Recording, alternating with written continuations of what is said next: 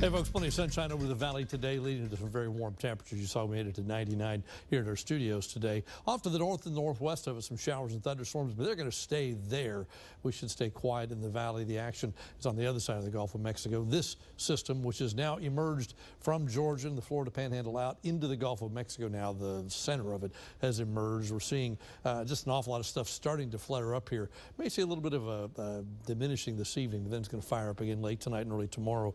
More than likely as that low makes its way out into the Gulf of Mexico. These are the forecast models. First to the southwest through tomorrow evening, all the way down almost into the middle of the Gulf. But then notice they'd make a quick U-turn almost and start going northward, northwestward, and then ultimately get awfully close to the coast of Louisiana. But not until Friday night.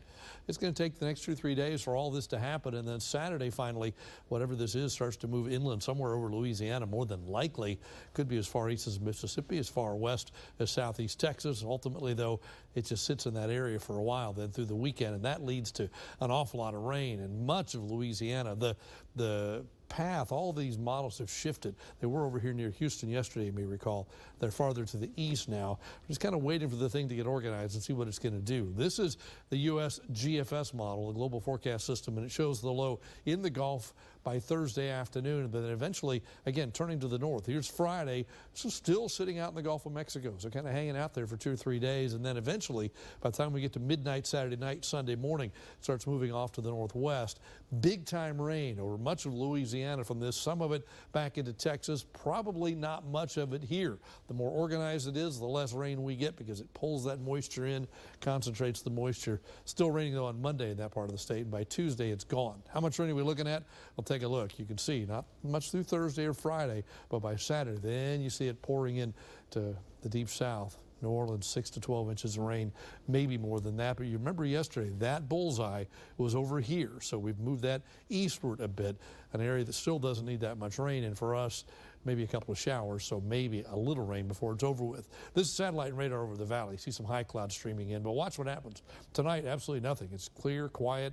During the daytime tomorrow, partly to mostly sunny. Again, like today, temperatures near 100 degrees. We go to Thursday, same kind of thing, but the models hint at maybe a shower off to the west of us, might sideswipe the valley, and then a slightly better chance on Friday with scattered activity in the area. But again, this will depend on the organization of the tropical system.